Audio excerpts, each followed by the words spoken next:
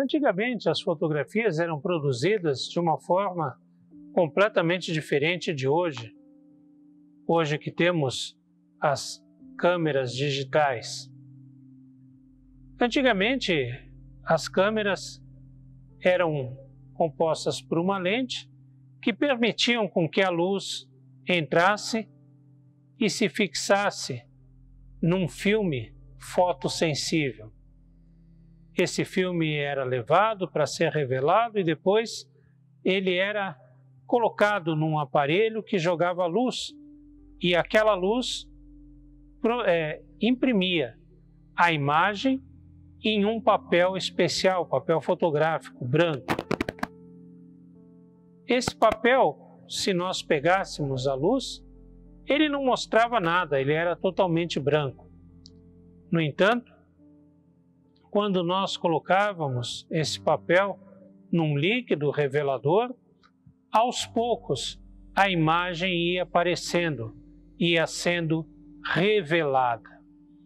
Revelação significa exatamente isso: mostrar alguma coisa que está oculto. No entanto, as revelações fotográficas, elas não eram uma imagem perfeita da realidade. Primeiramente, porque a imagem é feita em 2 dimensões. A realidade é em 3 dimensões. A fotografia registrava apenas um instante, enquanto que a realidade é em todo movimento, totalmente vive mudando, vive passando. Além do que, a fotografia só registrava um pequeno quadro de uma realidade que era muito maior. Então, a fotografia, embora seja um avanço, seja uma memória, seja uma coisa importante, era uma revelação. E como revelação, ela era um retrato imperfeito da realidade. Assim também a revelação a respeito de Deus. Deus está oculto e nós não podemos ter contato com Ele e não podemos percebê-lo totalmente, conhecê-lo na sua plenitude. Mas nós podemos conhecer uma pequena parte, uma parte que Ele se revela, que Ele se mostra para nós. E essa parte, esse pequeno detalhe de Deus que nós podemos ter conhecimento, já é muito mais do que podemos compreender, do que podemos entender. Disse o Senhor a Moisés: farei também isto que disseste, porque achaste graça aos meus olhos, e eu te conheço pelo teu nome. Então ele disse: rogo-te que me mostres a tua glória. Respondeu-lhe: farei passar toda a minha bondade diante de ti, e te proclamarei o nome do Senhor. Terei misericórdia de quem eu tiver misericórdia, e me compadecerei de quem eu me compadecer. E acrescentou: não me poderás ver a face, porquanto homem nenhum verá minha face e viverá. Disse mais o Senhor: eis aqui um lugar junto a mim, e tu estarás sobre a penha. Quando passar a minha glória, eu te porei numa fenda da penha, e com a mão te cobrirei, até que eu tenha passado. Depois, em tirando eu a mão, tu me verás pelas costas, mas a minha face não se verá. Êxodo, capítulo 33, versículos 17 a 23.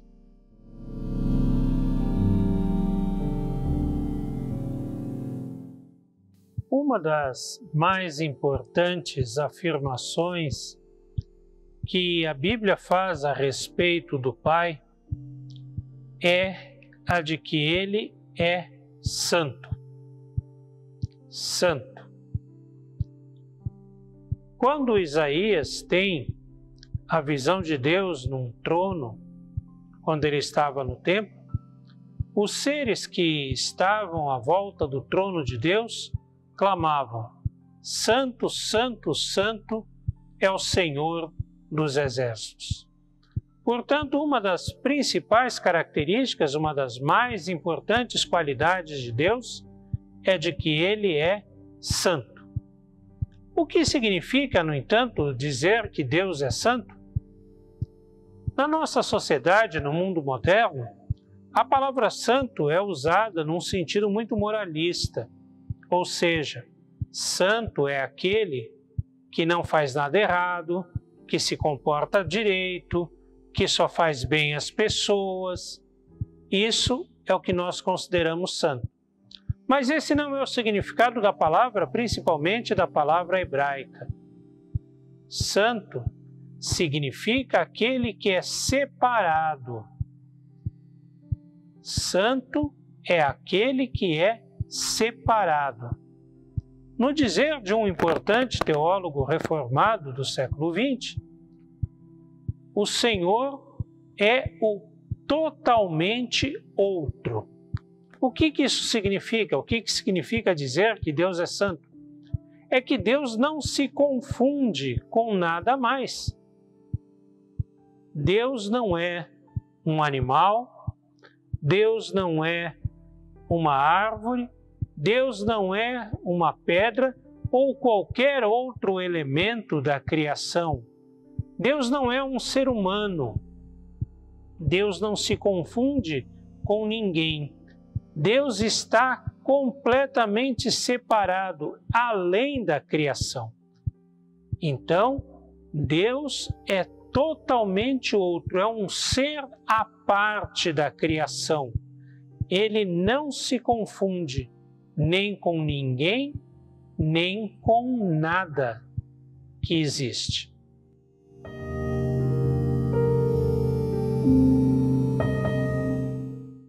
A primeira afirmação que a Bíblia faz a respeito de Deus é de que Ele é o Criador de todas as coisas que existem. No primeiro versículo da Bíblia nós lemos: no princípio criou Deus os céus e a terra. Ou seja, tudo foi feito por Deus, foi feito pela sua palavra, pelo seu poder. Tudo que não existia veio a existir. Deus criou, não transformou. Ou seja, Deus fez tudo a partir do nada. A Bíblia expressa isso dizendo que a terra era sem forma e vazia, ou seja, que não havia nada, era um perfeito caos, o caos total.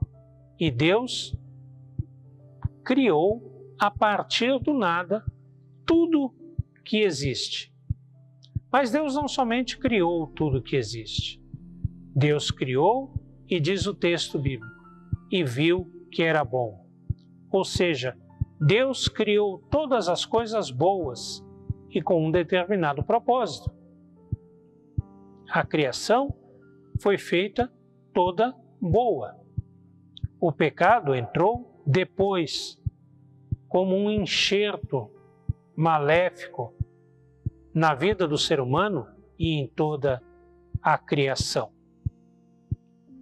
Deus então criou tudo, viu que tudo era bom e a tudo deu um propósito. Cabe uma palavra aqui. Muitas vezes, nos livros de ciência, se vem discutir a respeito de como o universo surgiu, se através desse processo, daquele ou daquele outro. E há muitas pessoas que dizem, então, que a ciência nega a Deus porque fala da criação através de um determinado processo, assim ou assado. Ora, a Bíblia e a ciência não são incompatíveis, porque a Bíblia fala de quem criou todas as coisas e a ciência de como todas as coisas vieram a existir. Portanto, não há incompatibilidade, mas uma complementa aquilo que a outra diz. A Bíblia não tem a intenção de querer explicar detalhadamente como Deus fez a criação, como Deus fez com que todas as coisas viessem a existir. Mas a Bíblia se preocupa em dizer que Deus, sim, fez com que todas as coisas viessem a existir numa determinada forma, numa determinada ordem.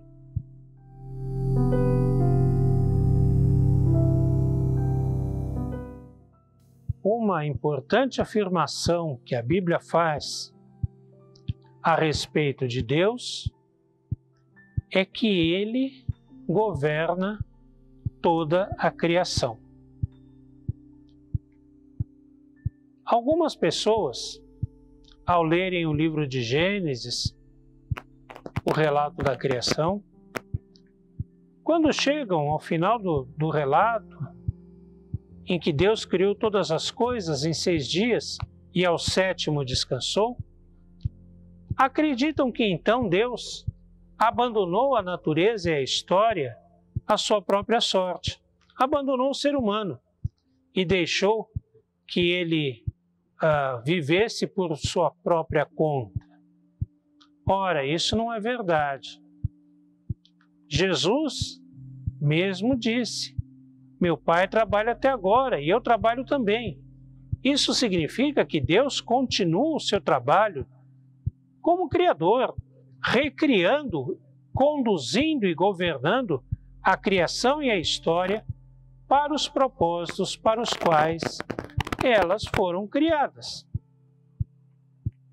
Deus continua no governo. Isso não significa, como outras pessoas vão imaginar, que tudo já esteja escrito e determinado, pré-determinado a acontecer, e que todas as coisas, boas ou ruins, aconteçam exatamente porque Deus mandou acontecer assim. Não. Deus não é um déspota que tem tudo manipulado, mas é alguém que governa de modo a conduzir todas as coisas segundo o seu propósito, para o fim que ele determinou, para o fim que ele predestinou na criação.